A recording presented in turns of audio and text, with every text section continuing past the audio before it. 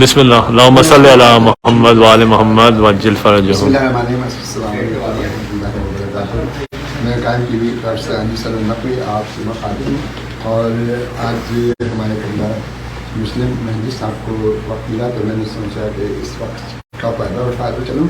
اور میں جو پچھلی دفعہ جو میں نے کا ریکارڈ کیا تھا وہ لوگوں نے پسند بھی کیا اور انہوں نے کہا کہ آواز میں بیک گراؤنڈ بہت زیادہ تھی تو ہمیں ہم پوائنٹ سمجھ نہیں سکے جو آپ نے سوالات کیے اور اس کے جوابات ہمیں نہیں پتہ چل سکے.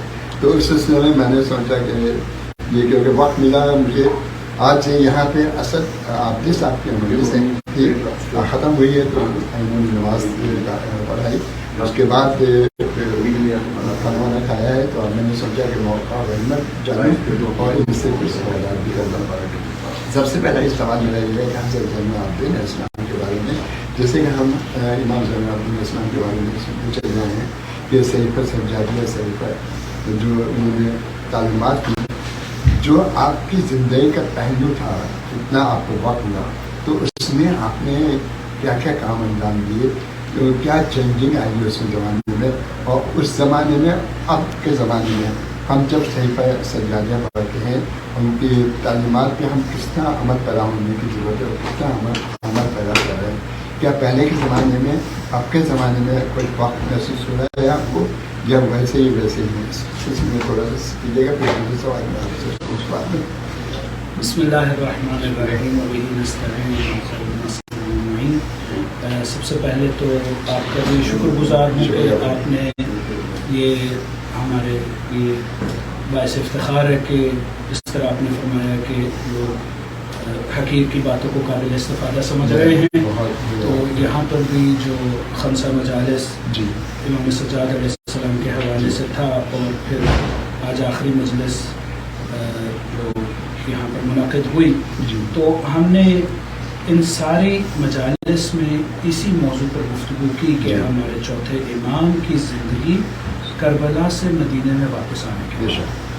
تو جس طرح سے آپ نے فرمایا ہے وہ امام چہارم کی زندگی کا ایک پہلو ہے کہ جس طرح سے انہوں نے کربلا کی میراث کو زندہ رکھا, اہل بیت کی تعلیمات کو معاشرے میں پھیلایا اور لوگوں کو روشناس کروایا. تو اس میں میں سمجھتا ہوں کہ اسلام کا اور معاشرتی اور انسانی حوالوں سے کوئی ایسا پہلو نہیں ہے کہ جس کے حوالے سے امام سجاد نے کام نہ کیا.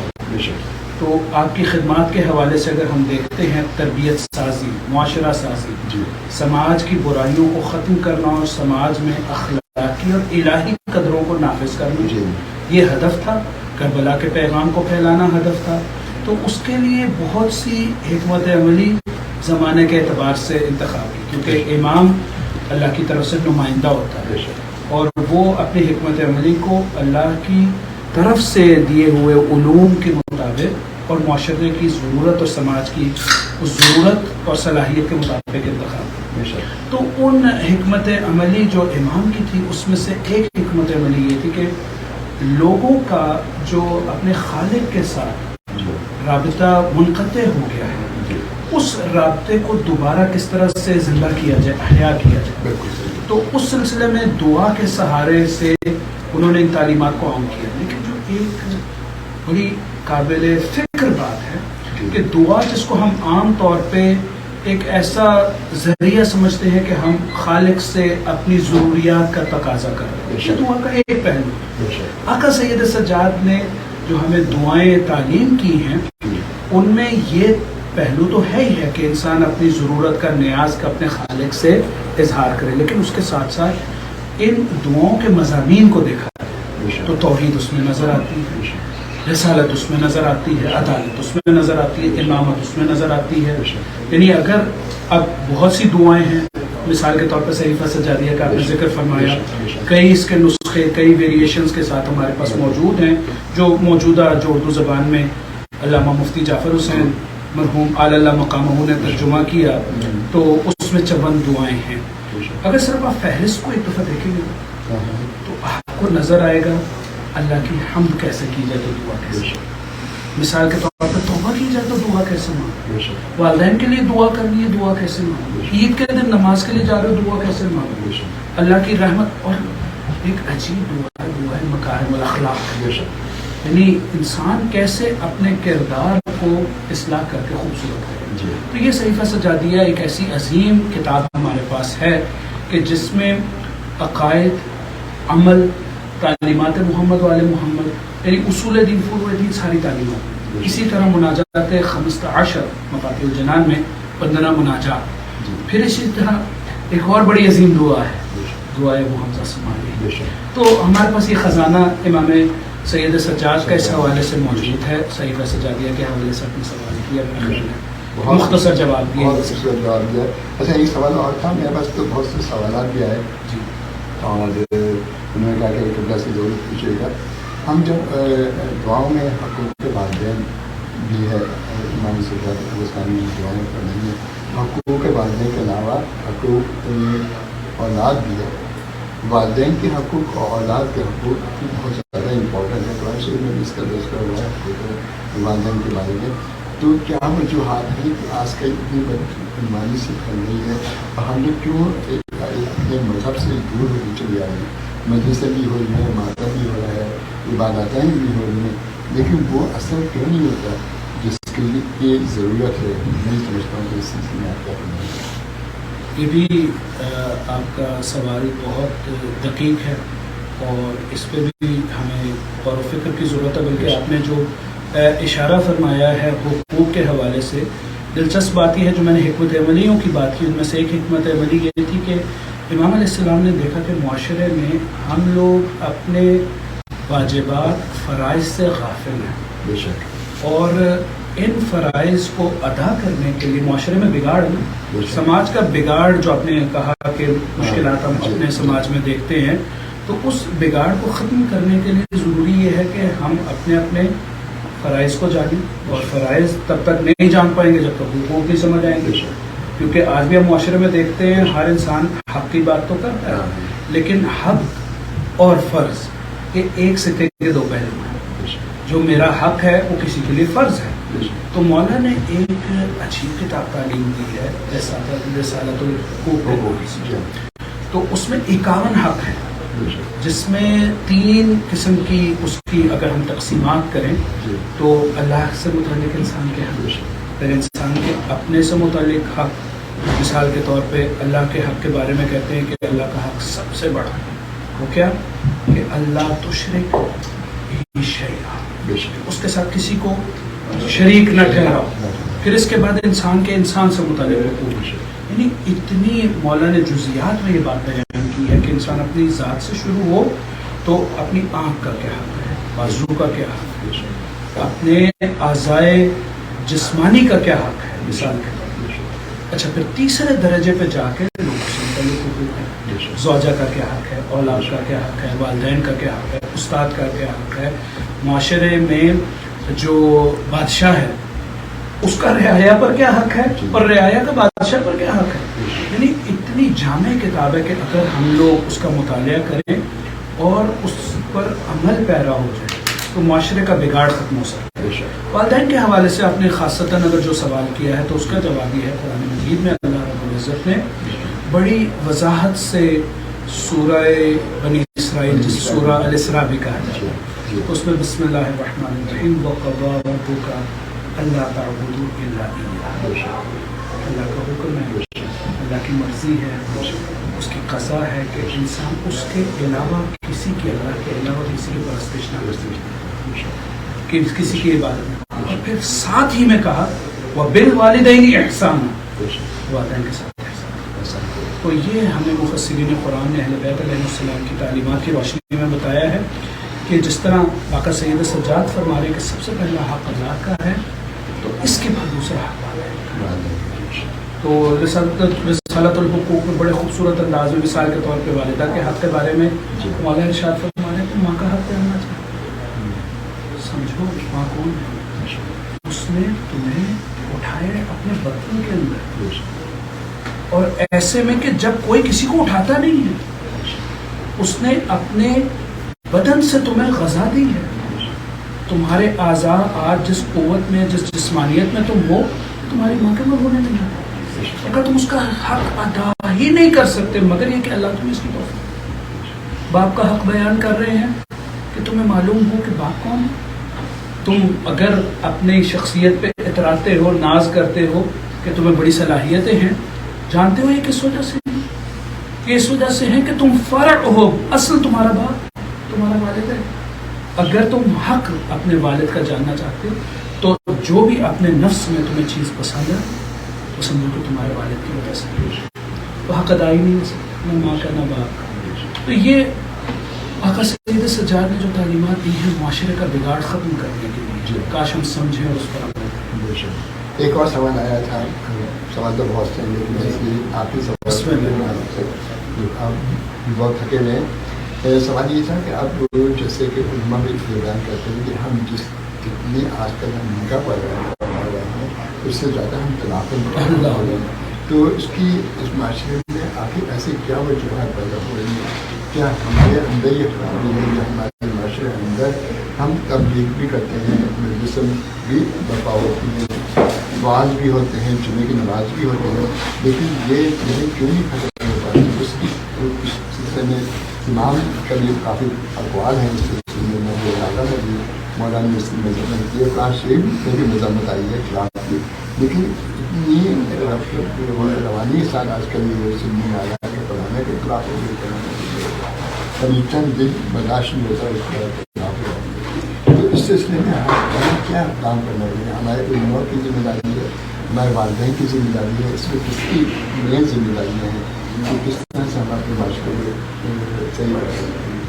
اصل میں یہ ایک ایسی سماجی برائی کی طرف آپ نے اشارہ کیا ہے جو تو اس میں آپ نے چونکہ راہ حل پوچھا, میں اس میں چونکہ ایک بڑا تفصیل طلب موضوع ہے اور ایک شاید مختصر جواب اس کا یہ ہے, چونکہ ہم اہل بیت سے دور ہیں, ان کی تعلیمات کو اپنی زندگی میں نافذ نہیں کرتے اور ان پر عمل نہیں کرتے, تو ہماری ترجیحات پرائیورٹیز جو ہے نا ہماری وہ دنیا پرستی کی وجہ سے, یعنی اب شوہر اور بیوی مثال کے طور پہ جس طرح ہمارے اردو زبان میں کہا جاتا ہے کہ ایک گاڑی کے پہیے ہیں, یا جس طرح سے گھر میں نظام ایک بیلنس رکھنے کے لیے تو مل کر کے ایک پیج پہ ہونے کا اس میں اشارہ ہے. لیکن اہل بیت اس سے ایک قدم بڑھ کے آگے کہتے ہیں. سیرت جناب سید اور مولا کائنات سے یہ سوال پوچھا گیا کہ آپ نے اپنے ہمسر کو کیسا پایا؟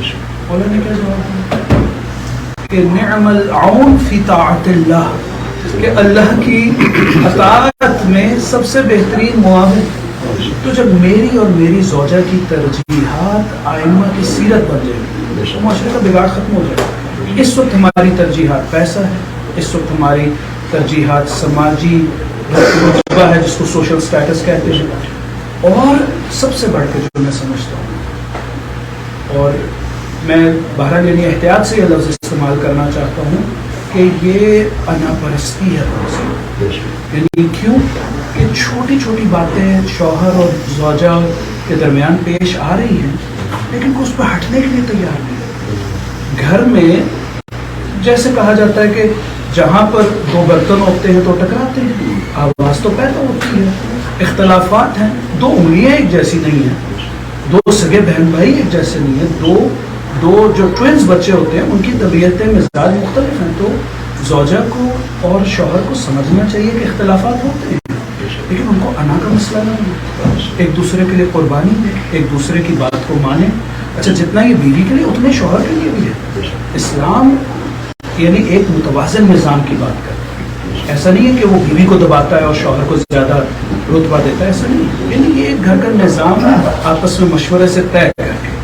دوسری جو میں نے آپ کو بات بتائی جو ہمارے یہاں خاص طور پہ امریکہ میں اس وقت جو گھروں میں مشکلات پیش آ رہی ہیں اور جو میں کاؤنسلنگ سیشنز کرتا ہوں اس کی بہت بڑی وجہ یہ ہے کہ یہاں پر شادیاں ہوتی ہیں لیکن شادی سے پہلے شوہر اور بیوی کو پتہ ہی نہیں ہم جس رشتہ ازدواج میں منسلک ہونے جا رہے ہیں اس کی وجہ کیا ہے. یعنی جس کو ازدواجی رائے مشاورت کہیں یا میرٹل کاؤنسلنگ کہیں, پری میرج کاؤنسلنگ کریں کہ پتہ لگے کہ ہم شادی کرنے جا رہے ہیں تو ایک زندگی ساتھ گزارنے جا رہے ہیں, ہماری پرائیورٹیز کیا ہونی چاہیے. سب سے پہلے اگر کہتے ہیں کسی عالم کے ساتھ بیٹھیں, پوچھیں کہ کیونکہ ایک اچھی ماں ایک اچھی نسل پروان چڑھاتی ہے، ایک اچھا باپ اس اچھی نسل کو پروان چڑھانے کے لیے کردار ادا کرتا ہے. تو میں سمجھتا ہوں کہ جو آپ نے یہ سوال کیا ہے اس کا مختصر جواب یہی ہے کہ ہمارے مد نظر اہل بیت کی تعلیمات ہوں، ہمارے رول ماڈل کو ہوں اور ہم انہی کے اسوے سے سیکھیں. اور اس کے لیے پریکٹیکل یہ ہے کہ والدین ہیں، علماء ہیں، سماج میں بزرگان جو ہیں وہ بچوں کو صحیح سمجھائیں. اور اگر کوئی اور بچوں کے لیے یہ ہے کہ اگر کوئی اونچ نیچ ہو جاتی ہے، یہ امریکہ کے معاشرے میں یہ ایک بڑی عجیب سی جس کو انڈیویجولزم اس معاشرے میں جو ایک بہت بڑا مرض لاحق ہو گیا، اور ہمارے مسلمان بچے بھی وہ چاہتے ہیں ہر چیز خود سے ٹھیک کریں. ماں کے پاس نہیں آئیں گے، باپ کے پاس نہیں آئیں گے، شوہر کے ماں باپ کے پاس بہو نہیں جائے گی. عدم اعتماد ہے، چاہتے ہیں ہر چیز خود حل کریں. ایسے نہیں ہوتا. یعنی ہمارے جو قدامت پسند روایات میں کچھ روایتیں اچھی ہیں. اس میں یہ ہے کہ بزرگوں کا گھر میں کردار ہوتا ہے.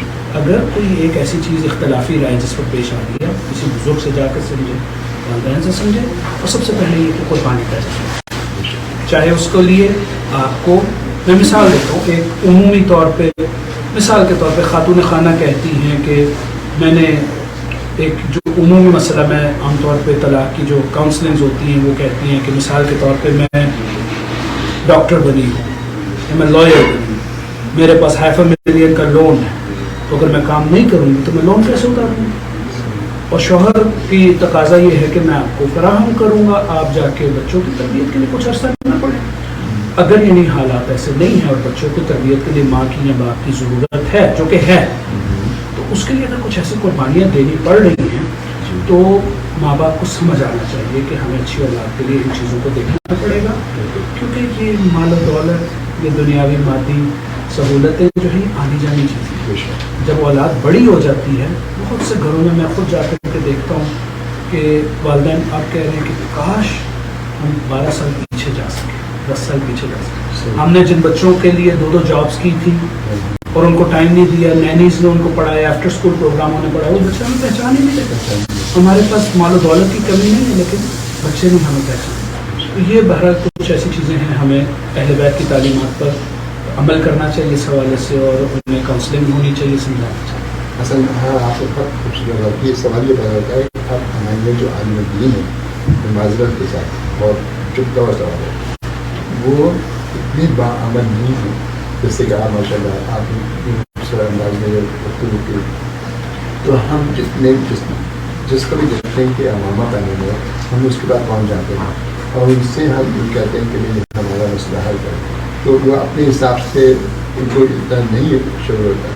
تو اس سلسلے میں اب کیا کرنا چاہیے ہمارے معاشرے کو، کس طرح سے ہم تشکیل دیں کہ وہ ہمارا معاشرہ وہ جو بدعنوانیت پھیلتی چلی جا رہی ہے وہ ختم ہو جائے اسی طرح سے.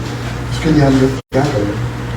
یہ ایک عمومی طور پہ ایک مسئلہ ہے ہمارے سماج میں. ہم لوگوں کو جان لینا چاہیے کہ ہر وہ شخص جس نے عوامہ باقاعدہ پہنا ہوا ہے تو لازمی نہیں ہے کہ وہ اہلیت بھی رکھتا ہے. اور اسی طرح یہ بھی ممکن ہے جس نے یہ امامہ باقاعدہ لباس نہ پہنا ہو اس میں اہلیت نہ ہو. ایسا نہیں ہے. یعنی قرآن مجید نے واضح بتایا ہے ان اکرمکم عند اللہ اتقاکم. ہمارے سامنے اللہ نے ایک پیمانہ رکھا ہے، ایک کسوٹی رکھی ہے. میں خود تو بہرحال ایک طالب علم ہوں اور گنہگار انسان ہوں، تو میری تو کوئی اس میں حیثیت نہیں ہے، لیکن بہرحال جو علماء ہیں ہماری عوام کو چاہیے ان سے رابطہ رکھیں. اب یہ جو آپ کا سوال ہے اس کا جواب میرے لیے دینا اس لیے مشکل ہے کہ کسی فرد کا ہم تجزیہ کر کے یہ نہیں کہہ سکتے کہ یہ عالم باعمل ہے، یہ عالم باعمل نہیں ہے، لیکن خود ہماری قوم کو معلوم ہونا چاہیے. کیونکہ ایک بات ہمیشہ یاد رکھیے کہ میں سمجھتا ہوں کہ بہروپ کوئی بھی لے سکتا ہے. کہ آپ قوم میں چلے جائیں، بلکہ میں آپ کو دلچسپ بات بتاتا ہوں، جس زمانے میں ہم پڑھتے تھے تب تک یہ نہیں تھا. ابھی میں محرم سے 1 ہفتہ پہلے قوم سے آیا ہوں، تو پہلے یہ ابا قبا ملا کرتے تھے، اب امامے بھی بنے ملتے ہیں. کسی زمانے میں ہمارے استاد کیا کرتے تھے، پہچان کرنے کے لیے نا امامہ کھول دیتے تھے، کہتے تھے بناؤ. تو یعنی میں مزاح کے حوالے سے بھی بات کر رہا ہوں. تو صرف لباس پہن لینا نہیں، لباس تو کوئی بھی جا کے خرید سکتا ہے جس کی شخصیت سے آپ کو آئمہ کی یاد آئے گی. کیونکہ دلوں میں تو کوئی نہیں جانتا، کوئی بھی نہیں جانتا میرا کردار کیسا ہے، لیکن کم از کم ظاہر میں تو مجھے اس کی شخصیت دیکھ کے اگر ایسا لگے کہ میرے امام ایسے ہو سکتے ہیں تو پھر میں سمجھتا ہوں کہ بعمل کا شاید یہ پیمانہ ہے.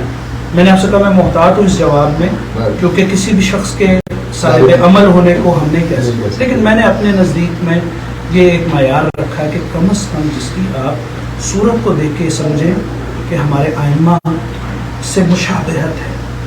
میری شکل ہی ایسی نہ ہو، میری داڑھی بھی ایسی نہ ہو، میرا لباس ویسا نہ ہو. اب آپ دیکھ ہی رہے ممبروں پہ لوگ آ رہے ہیں نقش و نگار جسموں پہ بنوائے ہوئے ہیں اور لباس ایسا ہے، تو کچھ تو اہل بیت کی ہمیں یاد آنی چاہیے نا ممبر پہ آنے والے سے. تو پھر اگلے مرحلے میں بہرحال اس کا بعمل ہونے کا بھی مرحلہ آ جاتا ہے.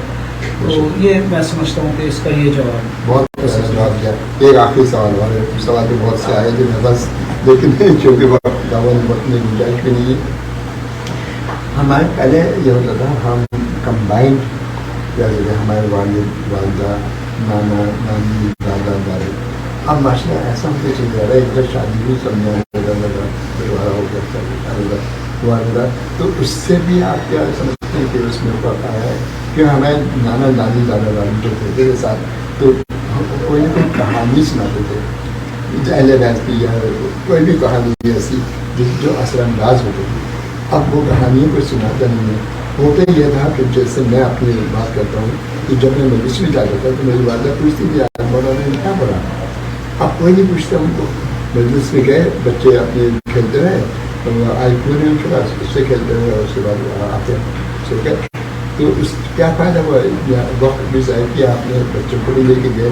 مجھ سے انہوں نے پوچھا ہی نہیں کہ آخر آج مولانا صاحب نے کیا پڑھا، کوئی ایسی دعا بتاؤ جو کہ پڑھی ہو. اس سلسلے میں آپ کیا بتائیں گے ہم کس طرح سے اپنے معاشرے کو اس جگہ پہ لے کے آئیں. اور دوسری بات یہ کہ اب وہ سلسلہ ہمارے کتابیں پڑھنے کا سلسلہ ختم ہو گیا. اب میں نے ابھی 4 کتابیں لکھی ہیں، لیکن میں نے ایک کتاب دی صاحب کو، یہ کتاب ہے میرے پاس، پہلے انگلش میں ترجمہ کر دے رہا ہوں، اردو میں سمجھ جائے گا. میں نے کہا آپ اردو جب بولتے ہیں نا، اردو تو ایسی زبان جو آنی چاہیے. آپ انگلش میں کیا، آپ کو ظاہر ہے پاکستان میں رہے ہیں، یہاں آپ کو انگلش پڑھنا مشکل ہے. تو یہ 2 قسم کے سوالات ہو گئے. سر میں آپ کے سوال 3 سوال مجھے میزبانوں کے حوالے سے خیال بھی آ رہا ہے کہ سبھی نظام کو میں کچھ اس کا مختصر جواب دینے کی کوشش کرتا ہوں. بنیادی طور پہ آپ کے 3 سوال ہیں اور تینوں پہ میں مختصر روشنی ڈال دیتا ہوں. پہلا سوال جو آپ کا جوائنٹ فیملی سسٹم کا ہے، یہ جو ہمارے خاص طور پہ قدامت پسند گھرانوں میں اور ابھی بھی، یعنی اس پر میرا جواب شاید یہ ہے کہ کیونکہ آپ کا دوسرا سوال یہ ہے کہ پیرنٹس کی یا بزرگان کی بچوں کی تربیت میں شمولیت، ان 2 سوالوں کو میں الگ رکھتا ہوں. پہلے سوال کا جواب یہ ہے کہ اس کا ایک جواب جو انگریزی میں آپ کے کہتے ہیں نا کہ one size doesn't fit all، یہ ایک ایسا جواب ہے جو ہر ایک پہ لاگو ہوتا ہے. یعنی ہو سکتا ہے میرے لیے جوائنٹ فیملی سسٹم اچھا ہو، کسی اور صاحب کے لیے اچھا نہ ہو. یہ ممکن ہے کیونکہ گھر کے نظام پہ میں نے خود اپنی ذاتی مشاہدے میں یہ دیکھا ہے، کچھ لوگ جوائنٹ فیملی سے بہت فائدہ اٹھاتے ہیں اور کچھ لوگوں میں اختلافات کا شکار ہو جاتا ہے. کچھ طبیعتیں ایسی ہوتی ہیں، مثال میں دے رہا ہوں، بہو ایک خاص ماحول سے آئی ہے، ساس سسر ایک خاص طرح سے رہ رہے ہیں، اور پھر کچھ اسلامی قدریں بھی ہیں، دیور ہے، جیٹھ ہے، یہ جو رشتے ہیں ان میں حجاب، پردہ، گھر میں سپریشن. تو میں یہ نہیں کہہ سکتا کہ جوائنٹ فیملی سسٹم ہی بیسٹ سولوشن ہے یا جوائنٹ فیملی سسٹم برا سسٹم ہے، نہیں، اس پہ کیس بائی کیس دیکھنا پڑے گا. لیکن جس بات کو میں 100% مانتا ہوں وہ یہ کہ پوری فیملی کی بچوں کی تربیت اور پرورش میں شمولیت یہ بہت ضروری ہے. اور یہ صرف ہمارے یہاں نہیں، امریکہ میں ایک کہاوت ہے it takes a village to raise a child. ہم سے زیادہ وہ سمجھ رہے ہیں کہ ایک بچے کو ماں باپ بڑا نہیں کرتے، ایک بچے کو بڑا کرنے کے لیے ماموں چاہیے، خالو چاہیے، پھوپھا چاہیے، چچا چاہیے، اور سارے مرد رشتے دار نہیں، چچی بھی چاہیے، خالہ بھی چاہیے، بہن بھی چاہیے، پھوپھی بھی چاہیے، دادی بھی چاہیے، نانی بھی چاہیے، دادا نانی، ہمسایہ بھی چاہیے، ٹیچر بھی چاہیے. تو اب ہمارے جو اس وقت دنیا میں نظام بنا ہوا ہے، سوشلی ہم کنیکٹڈ بھی ہیں اور سوشلی ہم آئسولیشن میں بھی ہیں، یہ اس وقت المیہ یہ ہے. تو اسی لیے پہلے 2 سوالوں کے جواب اس حوالے سے کہ بہت ضروری ہے کہ سماج میں لوگ مل کے رہیں، اس حوالے سے کہ ماں باپ کا، بزرگوں کا، رشتہ داروں کا بچوں کے اوپر اثر ہو. جیسے آپ نے کہا کہانی سنانا ہے، ان سے پوچھنا ہے، ان کی تربیت کرنا ہے، عمل سے تربیت دکھانا. یعنی کئی گھروں میں ہم نے دیکھا ہے، مشاہدہ کیا، اپنے بچپن میں دیکھا ہے. مثال کے طور پر میں اپنی ذاتی مثال آپ کو دیتا ہوں. ہماری جو دادی تھی مرحومہ اللہ ان کے درجات بلند کرے، وہ بہت زیادہ قرآن پڑھا کرتی تھی. اچھا وجہ کیا مجھے بعد میں والد صاحب نے بتائی کہ ہمارے دادا مرحوم تھے، وہ قرآن پڑھنا نہیں جانتے، تو وہ قرآن پر انگلی پھیرا کرتے. اچھا یہ باتیں میں نے اپنے بچپن میں جب اپنی دادی کو دیکھا اور ان سے پوچھا تو انہوں نے کہا کہ میں اپنے مرحوم شوہر کے سالے سوال. تو اب یہ چیزیں آپ کے قرآن کا عشق اتنے سے ہوتے ہیں، بچے ہوتے ہیں آپ میں پیدا، تو یہ اثرات مثبت آتے ہیں شخصیتوں میں. تو لیکن لازمی نہیں ہے کہ پھر جوائنٹ فیملی کے جو دیگر مشکلات ہیں ان سے بچ سکیں. تو خلاصہ اس کا یہ ہے، چاہے جوائنٹ ہو چاہے جوائنٹ نہ ہو، ریلیشن شپ کلوز ہونا چاہیے. بزرگوں کا بچوں کی تربیت میں کردار ہونا چاہیے. اور جو تیسری بات آپ نے کہی قرآن مجید یا دیگر کتابوں کے ترجمے کے حوالے سے، اس میں میں دستبستہ آپ سے معافی مانگ کے اختلاف رائے کروں. اس میں لازمی نہیں ہے کہ اب میرے بچے یہاں پر پیدا ہو رہے ہیں، ان کی نسلیں پروان چڑھ رہی ہیں، تو میں توقع رکھوں کہ وہ میر انیس کو جانتے ہوں، پڑھتے ہوں، اس متن کو پڑھیں. بہت اچھا ہے، میری ذمہ داری ہے اس اپنی میراث کو منتقل کروں آگے. میں نے مجلس میں بھی کہا، لیکن ساتھ کے ساتھ میں جس معاشرے میں میں رہ رہا ہوں، جہاں پر انہوں نے اپنے بچوں کو بڑا کرنا ہے، جس نظام تعلیم میں جا رہے ہیں، تو اب ایک کوشش یہ ہونی چاہیے کہ ان چیزوں کو معاشرے کے مطابق بھی ڈھالا جائے. یعنی اپنی روایات کو باقی رکھیں، میر انیس کو پڑھیں ضرور پڑھیں، دبیر کو پڑھیں ضرور پڑھیں، بزرگ علماء کی اردو کی تقریریں سنیں، کتابیں پڑھیں، لیکن ساتھ میں ترجمہ بھی ہو، کوئی قباحت نہیں ہے. اچھی تالیفات ہو انگریزی زبان میں، تو وہ معاشرے کی اب ضرورت ہے. یعنی یہ میں سمجھتا ہوں کہ ہمارے کچھ بزرگان کی یہ توقعات ہیں اور بہت اچھی توقعات ہیں کہ نئی نسلیں بھی اردو پہ اتنی ہی مہارت رکھیں، لیکن عملی طور پہ بہت مشکل ہے. تو اس سے بہتر یہ ہے کہ اس زبان، اس معاشرے میں جہاں وہ رہ رہے ہیں،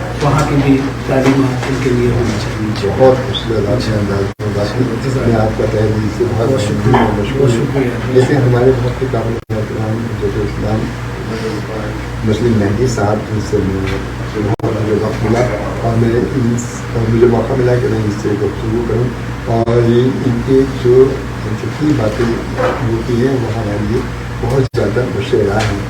ہمیں صرف سننا نہیں ہے، ان باتوں پہ عمل بھی کرنا نہیں چاہتے. میں شکریہ ادا کرتا ہوں. اللہ تعالیٰ آپ کو سلامت رکھے.